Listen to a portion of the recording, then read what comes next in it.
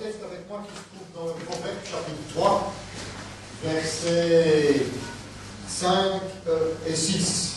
Proverbe chapitre 3.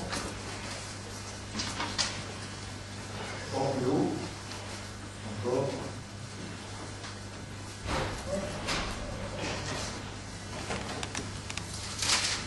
Encore.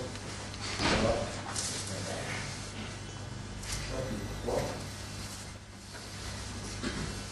Verset 5.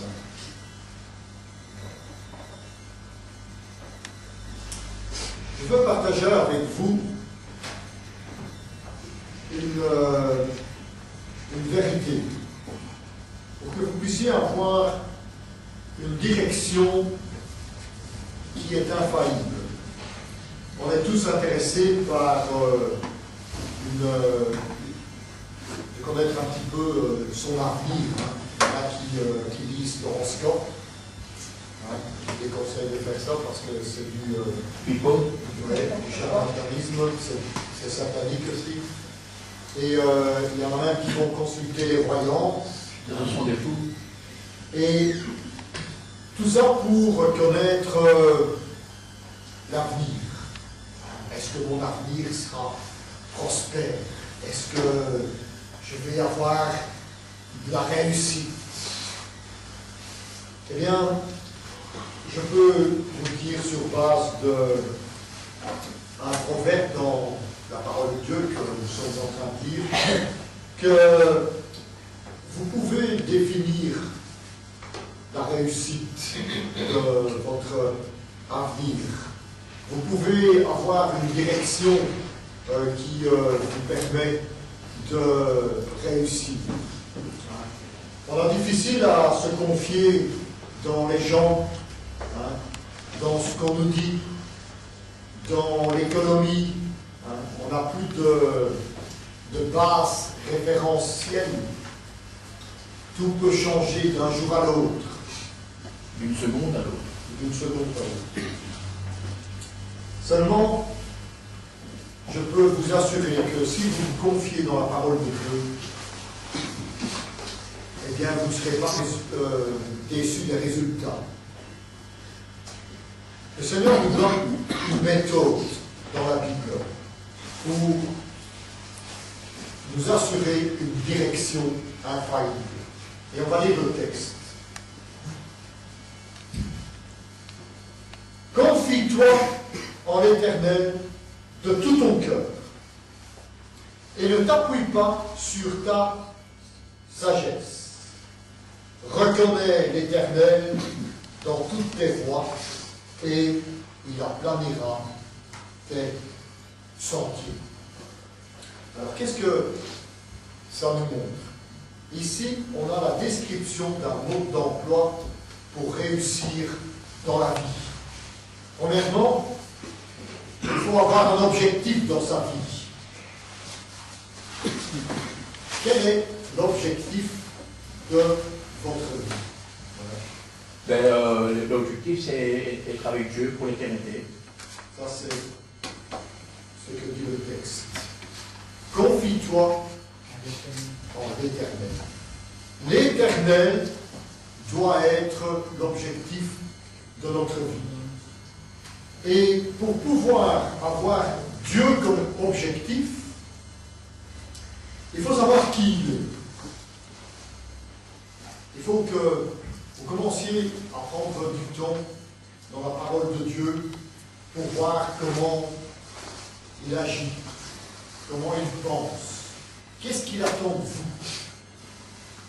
Il faut que l'Éternel soit l'objectif qui va définir tout ce que vous allez faire dans votre existence.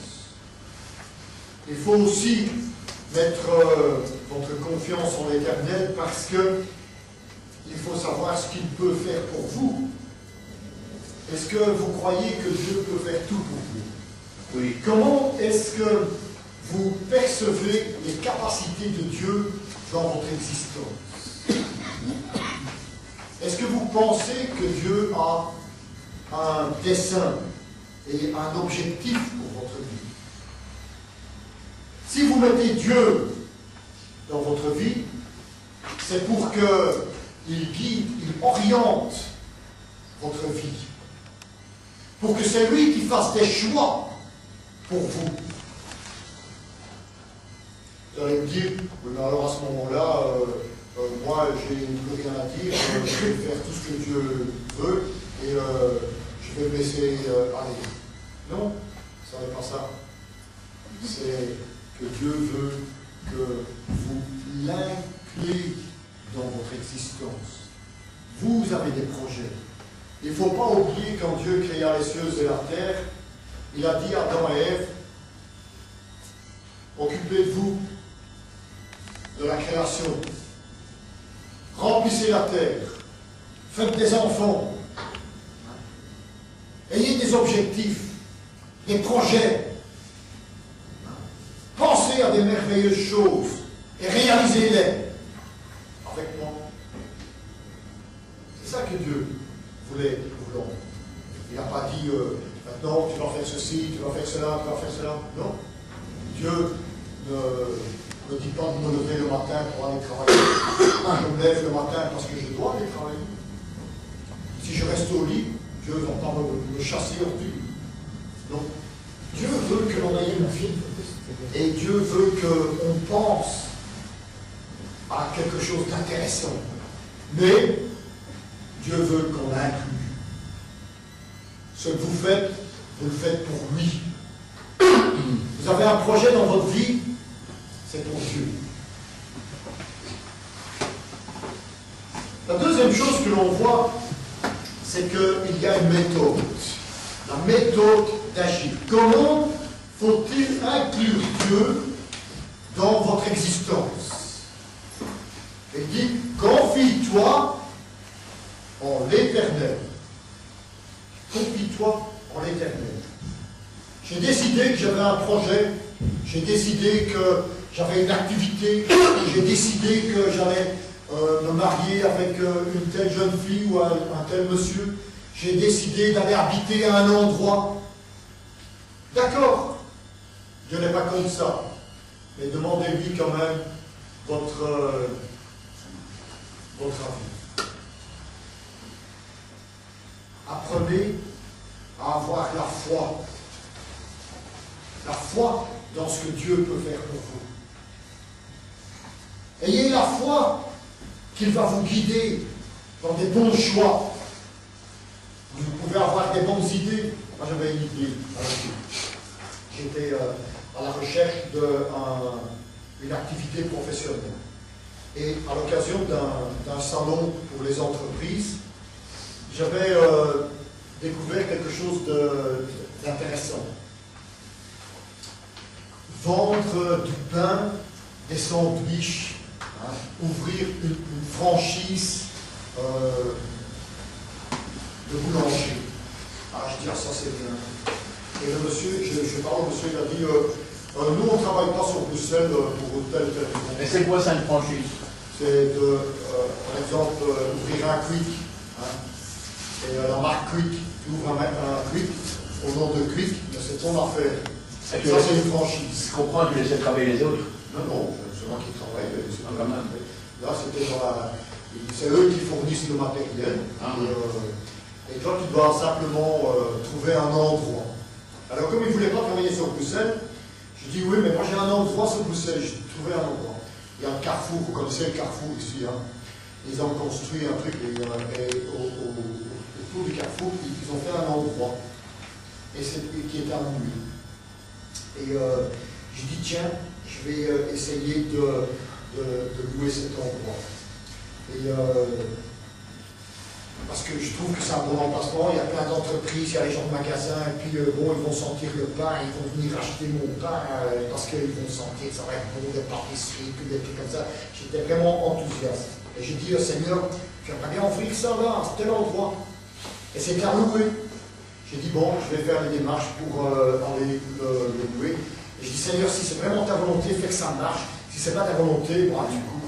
Et j'ai fait les démarches pour...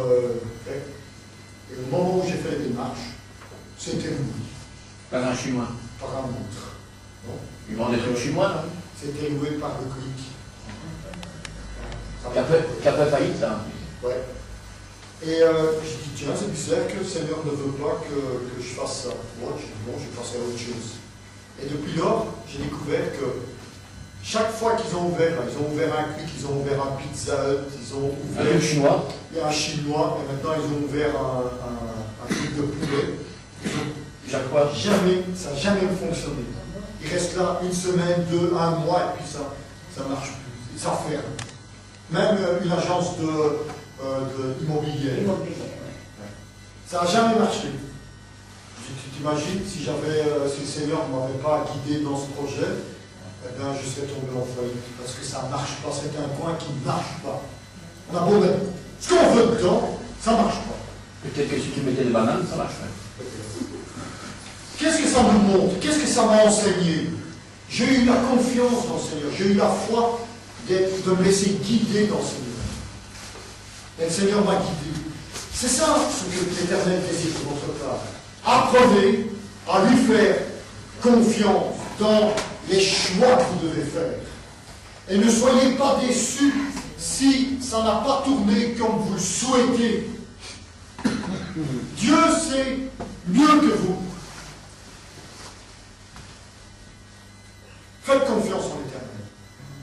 Et tous les jours, je vois que l'Éternel, où je crois que pour moi ce serait une bonne idée, et Dieu fait que ça soit autrement. Parce que ce n'est pas une bonne idée. Vous voulez réussir dans la vie que vous voulez avoir, faites confiance en l'Éternel. Apprenez à avoir la foi en Dieu, à lui faire confiance dans les choix, et n'oubliez surtout pas, quand vous vous confiez en l'Éternel, qu'il est le souverain Dieu. Ça veut dire quoi? Il ne vous doit rien. Dieu est Dieu. Vous ne pouvez pas lui faire des reproches s'il a décidé autrement de ce que vous souhaitiez que ça soit. Dieu ne vous doit rien. Dieu veut que vous bénir quand ça accomplit ses desseins et ses objectifs. Et Dieu veut votre bonheur, et c'est la raison pour laquelle il associe ses objectifs avec les vôtres. Et c'est pourquoi il vous guide. Apprenez à lui faire confiance, en n'oubliant pas qu'il est souverain. Ça, c'est la méthode. Avoir la foi, avoir la confiance et dire que Dieu est Dieu. La troisième chose que l'on voit, c'est que nous devons mettre une mesure à notre foi. Et il y a un texte dans la Bible qui dit, et c'est Jésus qui a dit ça à ses apôtres parce qu'ils ne réussissaient pas dans leurs entreprises. Il a dit, si vous avez un tout petit peu de foi, simplement un petit peu de foi, vous pourriez déplacer la montagne qui est là et la faire mettre dans la mer. C'était imagé, mais c'était quand même pour montrer qu'il fallait avoir une certaine mesure de foi. Pas grand-chose, et le peu de foi que vous avez peut faire d'énormités. Et c'est là où le Seigneur veut que l'on ait de la mesure. Qu'est-ce qu'il dit? Confie-toi en l'Éternel de tout ton cœur. Il ne faut pas laisser une place au doute. Et ça, je trouve que c'est très intéressant. Vous savez, je prie pour toute une série de choses. Et à la réunion de prière, mercredi, j'étais de nouveau en train de remettre sur le tapis. Et Jean-Claude me dit, écoute, tu m'énerves avec ça. Hein? Fais confiance en l'Éternel. Il m'a interpellé, ça m'a perturbé. Et j'ai dit, bon, ça va, ok. On va prier pour moi alors, plutôt que... Et on va faire confiance en l'Éternel. Et c'est ça. Tu fais confiance en l'Éternel ou tu ne fais pas confiance en l'Éternel. Dans quelle mesure tu fais confiance en l'Éternel? Un petit peu jusque-là ou tout à fait? Et c'est ça ce que l'Éternel veut que l'on fasse. De tout ton cœur. Tu ne peux pas laisser une place au doute. Et l'Éternel veut que tu sois sans réserve pour lui. Tu marches avec Dieu ou tu ne marches pas avec Dieu. Il n'y a pas de demi-mesure. C'est normal. Ou bien on est pour Anderlecht, pour Standard, mais pas pour les Dragons. Voilà. Ça, c'est un exemple intéressant. En croyant aussi dans les possibilités de Dieu.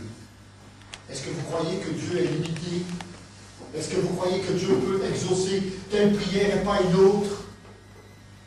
Est-ce que Dieu peut intervenir dans votre vie dans certaines choses et pas dans d'autres?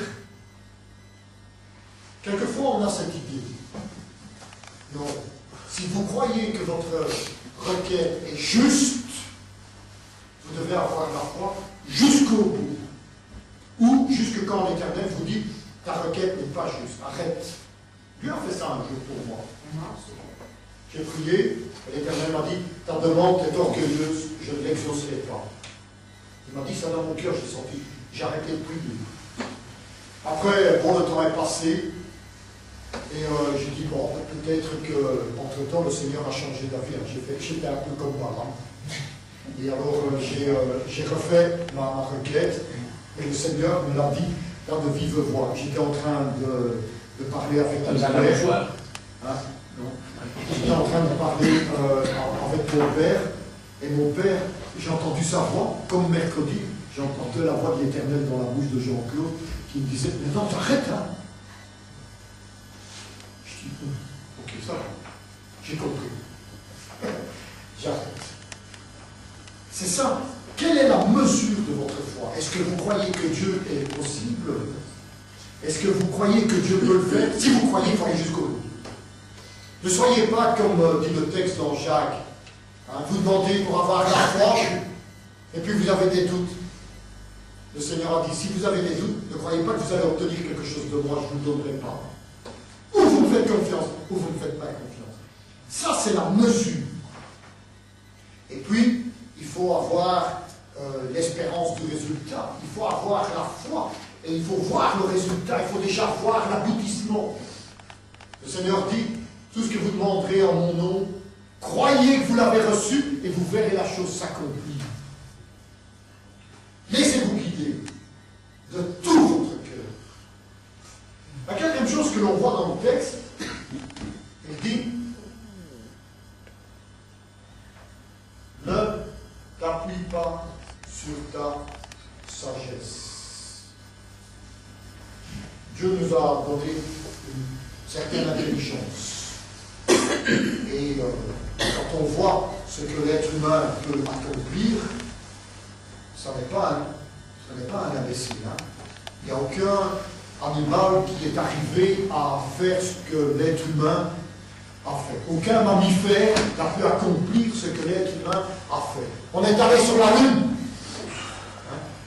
On a envoyé des sondes presque sur le Soleil. On a des capacités. On a un potentiel. Mais on ne doit pas s'appuyer sur notre sagesse pour tout accomplir. Vous savez, les êtres humains se rendent compte qu'il y a des règlements climatiques. Alors moi, ça me fait marrer parce que tout le monde avance des théories par rapport à comment va-t-on faire pour changer ce dérèglement climatique. Imaginez, faire les choses tourner à l'envers. Arrêter de faire tourner son moteur pour des couilles, quoi. On peut faire tout ce genre de choses. Est-ce que vous croyez que ça va arrêter tout ce genre de choses, oui. Se chauffer à 7 degrés, pas allumer les lumières quand on n'est pas là, oui, on peut faire quelque chose. Mais est-ce qu'on a la garantie que notre sagesse et notre intelligence va pouvoir changer la manière de faire de cette planète? Non. On est en train de se battre contre les moulins. Alors moi je dis, oui, il faut faire des choses. On a des choses à faire. Pourquoi? Parce que la manière comme on vit n'est pas bonne, n'est pas simple, c'est vrai. Mais ne croyez pas que vous allez pouvoir faire tourner la terre dans l'autre sens avec votre sagesse votre intelligence, vos capacités. C'est ça ce que l'Éternel veut que l'on prenne conscience. Dieu nous donne un avertissement sur nos œuvres. Nos œuvres peuvent s'accomplir, nos projets peuvent se réaliser. Mais ne vous appuyez pas sur votre intelligence. Et ça nous montre certaines choses. C'est que nous sommes limités. On est intelligent, mais on a des limites. Et c'est la raison pour laquelle je dois vous encourager à toujours veiller à avoir un bon témoignage en tant qu'enfant de Dieu. Parce que vous allez annoncer aux gens qui sont autour de vous qu'ils ont besoin du Seigneur. Qu'ils doivent se convertir pour avoir la vie éternelle. Seulement, ne croyez pas que c'est à force d'arguments que vous allez les convertir. C'est Dieu qui fait le travail. Et convertir une personne, ça ne dépend pas de vous, ça dépend de Dieu. Mais ça dépend de votre témoignage, de la limite de votre témoignage. C'est pourquoi le Seigneur veut que l'on montre par notre témoignage que nous pouvons faire des choses, mais que c'est Dieu qui fait réussir ces choses. Nous avons des œuvres à accomplir pour l'Éternel. C'est la raison pour laquelle, en toute occasion, il faut demander la volonté à Dieu pour toutes ces œuvres. Et il faut prendre conscience que Dieu sait ce qui est le mieux pour nous. Si nous reconnaissons ça, nous pouvons réussir dans ce que nous faisons.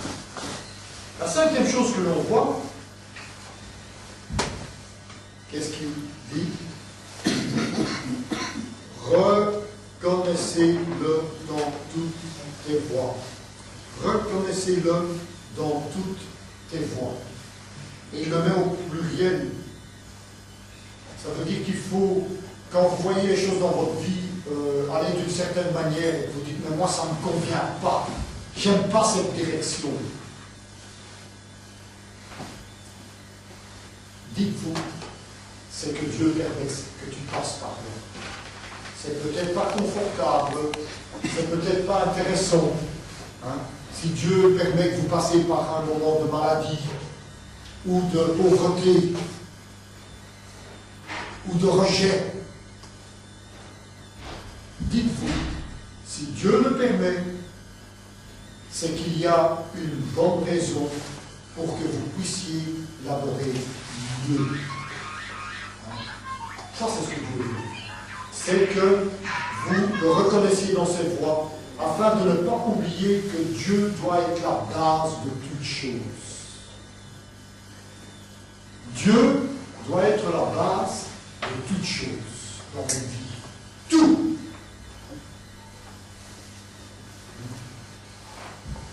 Dans tout ce que vous faites, à la maison, dans votre cours, à l'école, avec des amis, Dieu doit être la base de toutes choses. Il faut l'appliquer dans votre santé, dans vos activités, dans vos projets, dans vos relations. Il faut reconnaître Dieu afin que vous puissiez voir clair et avoir la possibilité de l'adorer comme il mérite d'être adoré. Et ainsi, vous lui laisserez la décision finale. Et en conclusion, qu'est-ce que Dieu nous promet? Et il aplanira vos sentiers. Il rendra la marche plus facile. Vos projets se réaliseront plus facilement, plus concrètement, si vous apprenez à vous confier en l'Éternel de tout votre cœur et de ne pas compter sur vous et sur lui. Si vous faites ça, eh bien, vous verrez que la direction que vous allez prendre est la bonne. Parce qu'elle est celle que l'Éternel aura tracée pour vous. Père, nous te rendons grâce pour ces bienfaits, ces promesses encourageantes. Et nous te prions pour que tu nous aides à ne pas perdre ça de vue. Et ainsi à toujours avoir la possibilité de rendre un bon témoignage autour de nous, pour que les âmes puissent être sauvées et pour que nous puissions toujours être proches de toi. Père, merci pour cette grâce. À toi soit la gloire, la puissance et l'honneur au siècle des siècles. Amen.